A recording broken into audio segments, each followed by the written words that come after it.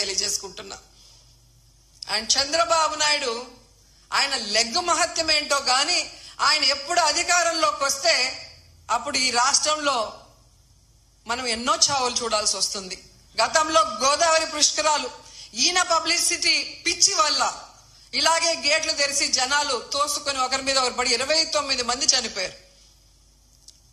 మొన్న ఈయన ముఖ్యమంత్రి అయిన వెంటనే ఈయన నిర్లక్ష్యం వల్ల ఈయన వైఫల్యం వల్ల దాదాపుగా విజయవాడ వరదల్లో 60 మందికి పైగా చనిపోయారు.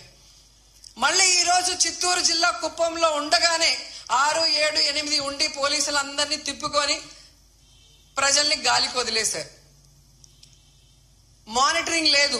ఇన్ని లక్షల మంది వస్తున్నారు, వీళ్ళకి ఏం సదుపాయాలు చేశారు, వీళ్ళకి ఎలా టోకన్స్ ఇస్తున్నారు, ఎక్కడ క్యూ లైన్స్ ఇచ్చారు అనేది ముఖ్యమంత్రి పట్టించుకోడు, చైర్మన్ పట్టించుకోడు, ఎస్పీ, కలెక్టర్, అలాగే ఎండోమెంట్ మినిస్టర్ ఎవరు పట్టించుకోరు.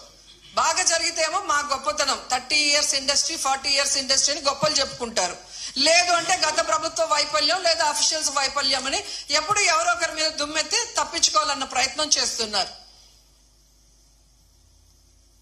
ఇది సీరియస్ గా తీసుకోవాల్సిన ఇష్యూ. ఈ చంద్రబాబు నాయుడు గారి వైఫల్యం వల్ల, అసమర్థ వల్లే ఈరోజు ఇంతమంది చనిపోయారు. ఆయన నియమించిన వాళ్ళు ఎవరైతే ఉన్నారో వాళ్ళందరి నిర్లక్ష్యం వల్ల జరిగింది.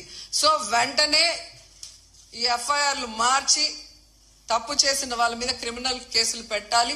లేకపోతే మేమైతే వైఎస్ఆర్సీపీ తరఫున భక్తులకి అండగా ఉండి ఆ చనిపోయిన కుటుంబాల తరఫున పోరాటం చేస్తాం. వాళ్ళకి కూడా ఎక్స్గ్రేషియా ఒక్కొక్కరికి మరి డబ్బులు 1 కోటి నుంచి 2 కోట్ల దాకా ఇవ్వాల్సిన అవసరం ఉంది. ఎందుకంటే మీ వల్లే వాళ్ళు చనిపోయారు, వాళ్ళ నిర్లక్ష్యం వల్ల కాదు.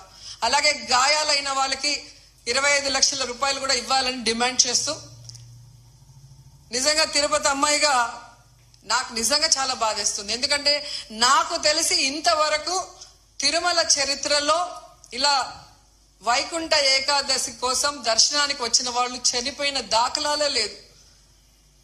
అలాంటిది ఈరోజు 6 మంది దాకా చనిపోయారు అంటుంటే ఆ కుటుంబాలు టీవీల్లో చూస్తుంటే వాళ్ళు ఏడుస్తుంటే మనసు ద్రవించిపోతుంది. కానీ ఈ కూటమి ప్రభుత్వానికి ఏ ఎమోషన్ లేదు, ఏ బాధ లేదు. ఎలా తప్పించుకుందామా, ఎవరి మీద తోసేద్దామా అన్న ప్రయత్నమే వీళ్ళు చేస్తున్నారు.